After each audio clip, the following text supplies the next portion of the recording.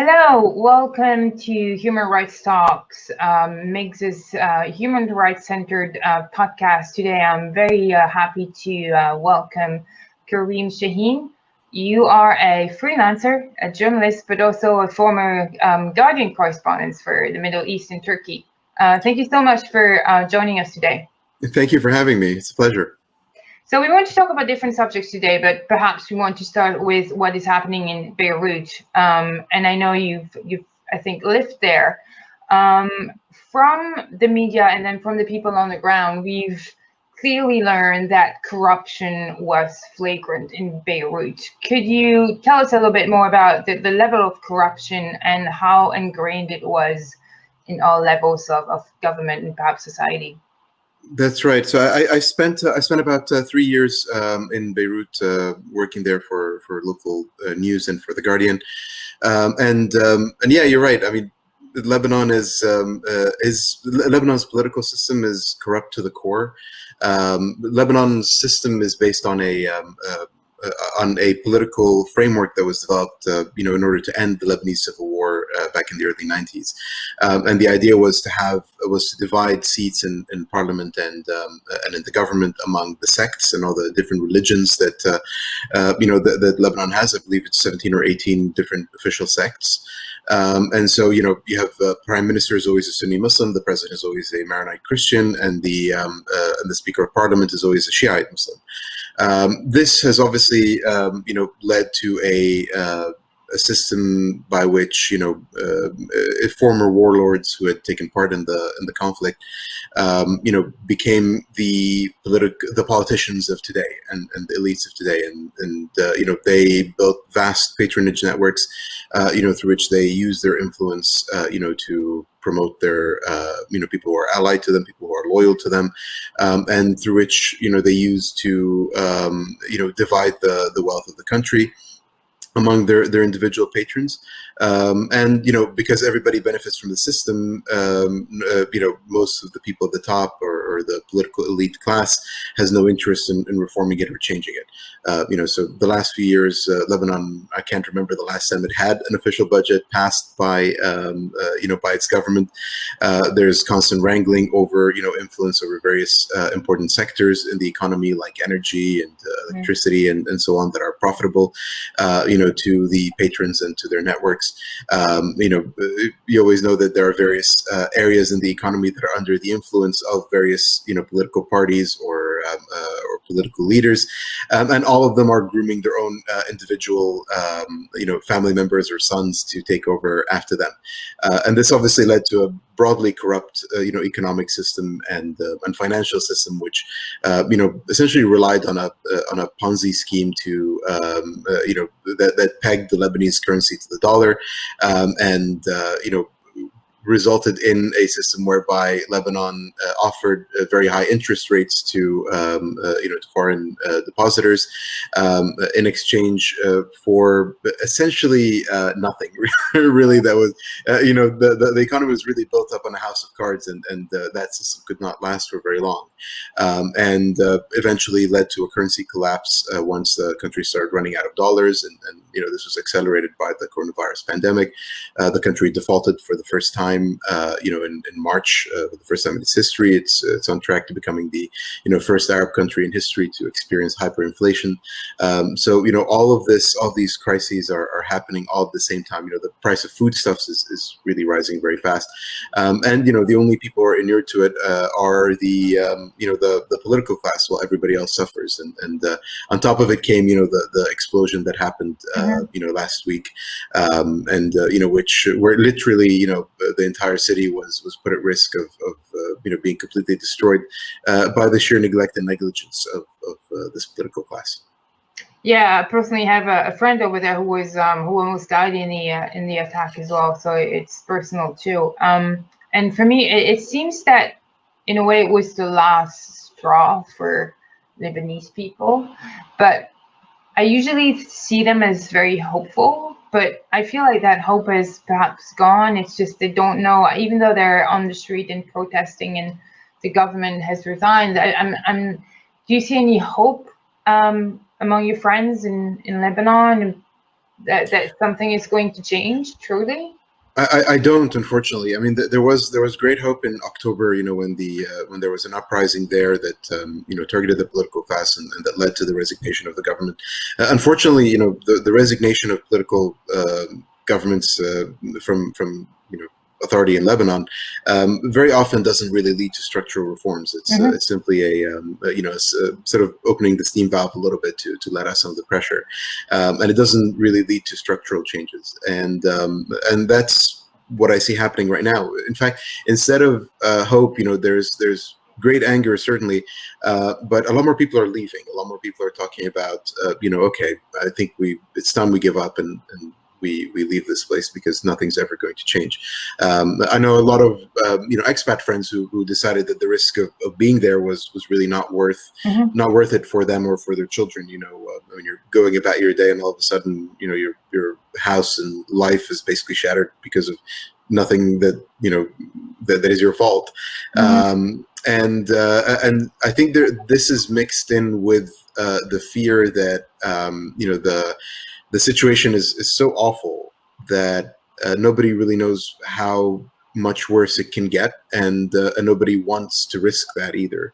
And so, while there is a lot of anger and a lot of fear, I think there's also fear of the unknown, of what would happen if, even beyond, the people are scared of changing anything anymore because everything is so uncertain, right? Their lives have been destroyed, their homes have been destroyed. They don't want an added instability factor, within all of that. And sadly, that may well benefit the political class that people wanted to remove a few months ago. And how do you think, I mean, you spoke about the political system and how it's divided. Do you think that, I mean, from what I've heard, a lot of people believe that this system should be completely changed. But what's the feasibility of this happening, and what's what you've envisioned, and how could this system be changed, and should the international community have a say in this or not? Because clearly, when Macron went to Lebanon, I think last week, he was almost welcomed as a hero, which surprised me a little bit, considering, even though I know the ties between France and Lebanon are quite tight, it's still a little bit surprising. So what's your view for the next government or governments to come?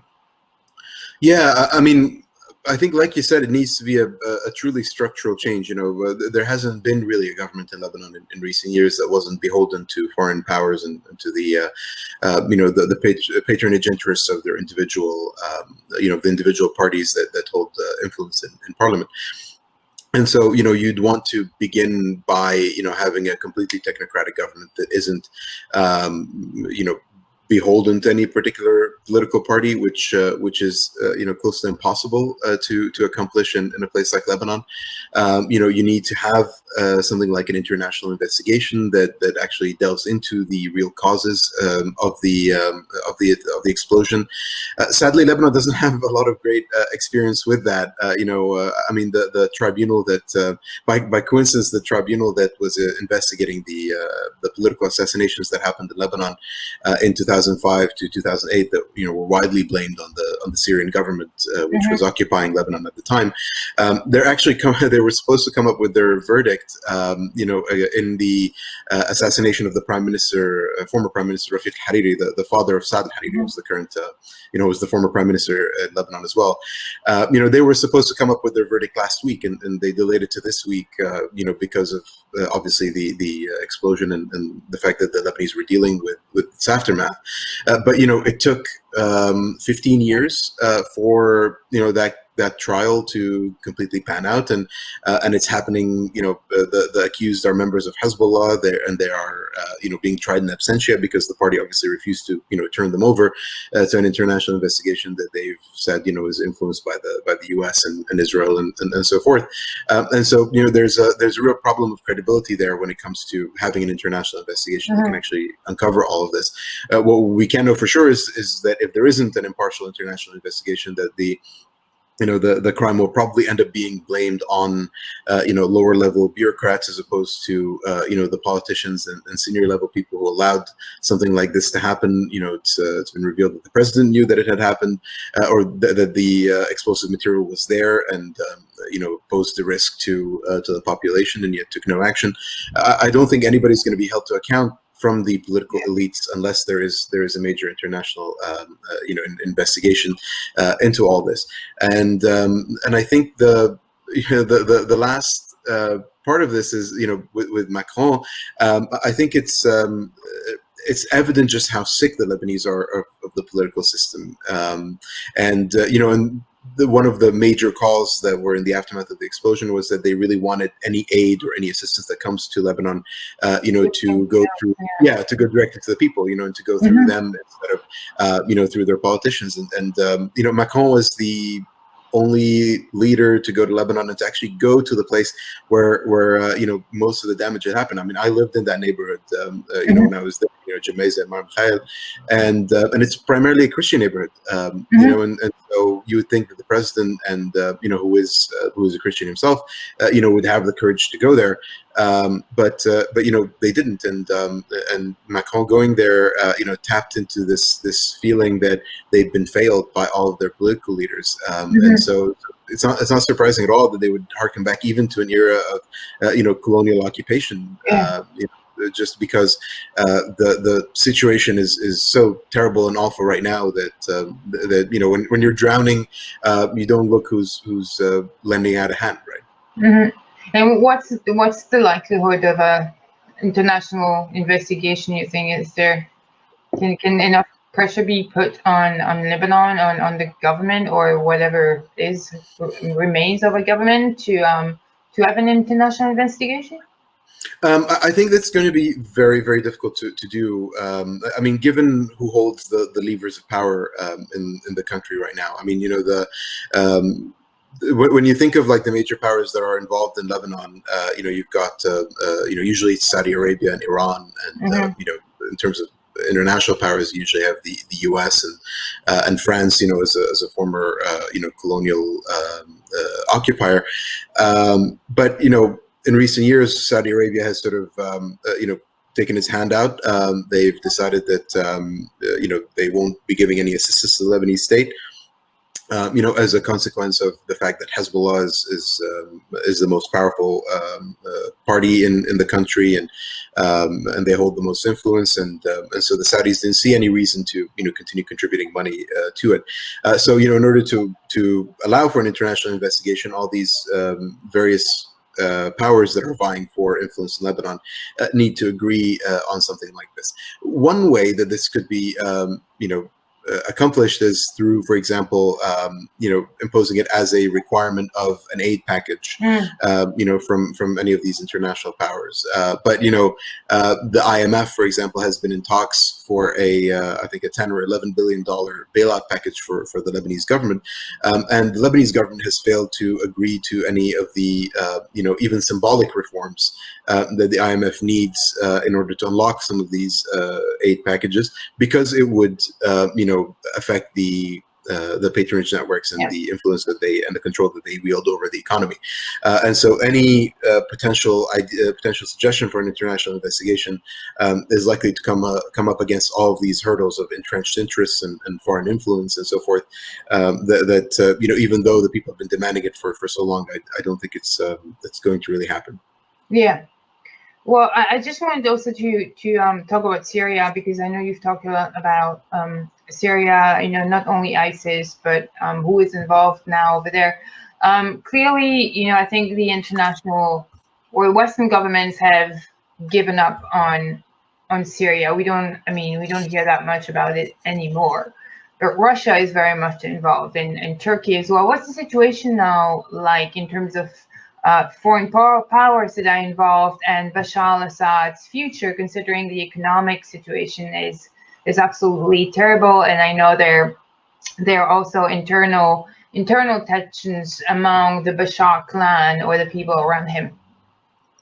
Yeah, so the military conflict, as you say, we don't hear a lot about it anymore. It's because it's largely frozen since March. And before that, there was a Syrian government campaign on Idlib, which was the last rebel-held province, and this ended with Turkish intervention because the campaign was sending hundreds of thousands of people to the Turkish border, and it was threatening to have another major refugee wave, flowing into Turkey and possibly beyond that, into Europe. And so Turkey intervened militarily to halt that campaign, and they succeeded in doing so. And so there hasn't been any major fighting since March. The country is largely controlled by Bashar al-Assad, or at least forces that are loyal to him, except for small pockets. There's a region in the north that's under Turkish control. There's a region in the northeast that's under Kurdish control, and there's a region in the northwest that's under rebel control. But the vast majority of the country is under Assad's control at the moment. Now, the other side of this is, as you said, is the economic side, and there is where Bashar al-Assad may actually be facing an existential crisis, because the country could not be at worse shape right now. Syrians endured 10 years of warfare, and they hope that once the war was officially over, and one side had won, that there might be some stability again. There might be reconstruction funds. There might be an economic recovery, but none of that is happening right now. First of all, no European countries are willing to send in any reconstruction funds without some meaningful progress towards political reform. And the Assad regime has indicated that it is not willing to take even symbolic steps, towards any sort of reform. And one of the avenues is like a constitutional committee that's supposed to be drafting Syria's post-war constitution, and that's not really getting anywhere. There's supposed to be there were elections a few weeks ago that were widely seen as a complete sham. So the regime has no interest in political reform. Add to that, the U.S. Last month imposed the Caesar Act sanctions, which are sort of wide-ranging sanctions that are meant to target Syrian government officials that were complicit in war crimes, but also their partners in places like Iran, in places like Lebanon, and so on. And that's going to kill any attempt at reconstruction efforts that were happening in the background, and any attempt at rapprochement with the international community more broadly, until some concessions happen that we don't know about yet, and it primarily has to do with reducing Iran's influence in the region. Add to that, there's been a currency crash. The currency has lost a huge amount of its value, not just since the war, but also over the past year. The vast majority of Syrians are living under poverty. There's still a huge population that's internally displaced. There's immense destruction. I mean, the reconstruction costs are probably going to cost somewhere between $200 and $400 billion. Add to that the coronavirus, which is it didn't hit Syria hard in the first few months of the pandemic, but right now the spread is really accelerating, particularly in government-controlled areas. It's the official numbers are over 1,000 infections, but that's vastly underestimating the number of infections, according to the contacts I have, on the ground, and it's just spreading like wildfire, and the government can't afford to actually lock down the country.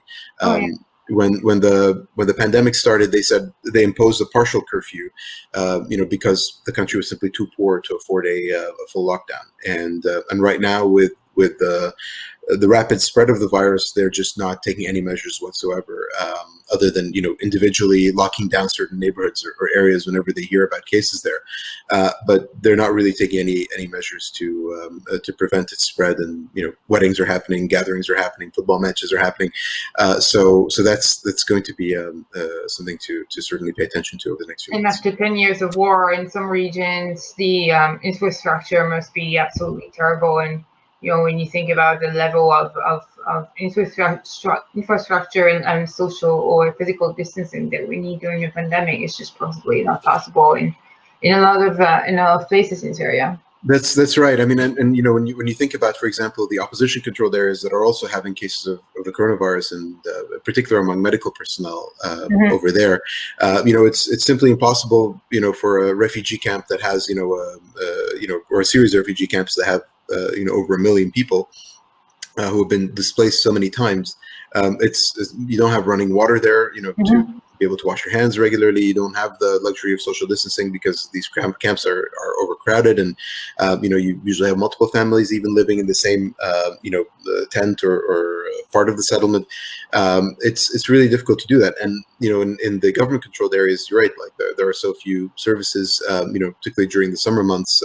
There's shortages of fuel, electricity, water, all of that stuff, and the same thing was happening in Lebanon as well before the before the explosion. The country was basically, because there was a shortage of dollars, and they were unable to import, diesel fuel. They're unable to import a lot of, the foodstuffs that they tend to import, without power generators, and you can't run hospitals, you can't run refrigerators to keep, food from going bad and spoiling, and and have a strategic reserve. So the same, you see the same sort of effects on Syria as well, where you have a lot of these, this lack of services that are needed for day-to-day existence and functioning. Yeah, I was speaking with the UNHCR in Yemen a few weeks ago, and they were saying the situation is the same, but unfortunately as well, now they're receiving money to tackle the pandemic, but not enough money to deal with infrastructure and food, which is also at the heart of the problem. Yeah. So another thing I was trying to talk about is Saudi Arabia. I think it was about 2-3 years ago. So there was so much hope, I would say, put in Mohammed bin Salman, but he turned out to be someone who murdered or ordered the killing of Jamal Khashoggi, and the human rights in Saudi Arabia, their record is absolutely dismal. But still, we see the United States and Canada having, still relationships with Saudi Arabia. I mean, especially the US, but in Canada as well, we've provided cars or some kind of weapons to Saudi Arabia that they're probably that they are using probably in Yemen. How should we view Saudi Arabia today? How should we review our relationship with Saudi Arabia and put pressure on the government to, respect human rights? I mean, they're not respecting human rights at all, so it's hard to know where to start. But what's your point of view on this? Yeah, I mean, all of this runs into the difficulty of essentially, the kind of global system that we've got right now that the American president has sort of torn up, and the idea of a human rights based foreign policy is certainly something that even if it were implemented, would not be implemented to the extent that it would actually achieve the results needed, because so few countries are adopting that as a policy or as a system through which they determine how they conduct their foreign policy. I mean, even as you mentioned, Canada pays rhetorical lip service to this idea of a human rights based foreign policy that is also largely focused on empowering women as part of its agenda, and it certainly does do that to a great extent. But when it does come to things like weapons exports to Saudi Arabia, and the possibility of losing a lot of jobs in exchange for something like this, or bringing up, for example, the issue of Uyghur Muslims, with China, you see a reluctance, to really threaten the business interests of the country in order to uphold these individual rules. I don't think it's really possible for any for a middle power, right, like Canada, to be able to by itself conduct this sort of human rights based foreign policy. It's certainly something that needs and requires multilateralism, in order for it to be effective, and not just a purely symbolic gesture. That said, Saudi Arabia today is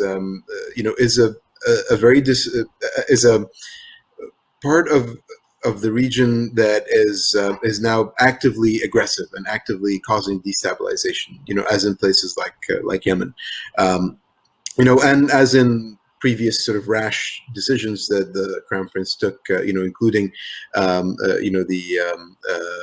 kidnapping of the Lebanese Prime Minister, a couple of years ago. The CIA obviously concluded that he had ordered the Khashoggi assassination. And there have been, a series of other issues, including the detention of activists, torture allegations that are very credible. Just Saudi Arabia has, it's, as somebody who grew up in the region, it's been following, a sort of a dual track that's been, partially hopeful and partially, greatly disheartening. One element of it is the reforms that they've been introducing when it comes to women's rights in the kingdom, which were long overdue, but also, have an outsized effect because Saudi Arabia is seen as regional leader when it comes to religious affairs and issues, as the country that hosts Mecca and Medina, the two holiest sites in Islam. But at the same time, it's been this path has been in parallel with another path of really unbridled brutality when it comes to the war in Yemen, when it comes to its treatment of political activists and opposition, and any form of grassroots activism in the kingdom. In addition to obviously using the corruption trials and things like that to weed out potential political opponents and to concentrate power in the hands of the Crown Prince. So, any foreign policy that is directed towards Saudi Arabia, I think, at the very least, ought to, adopt the policy of do no harm.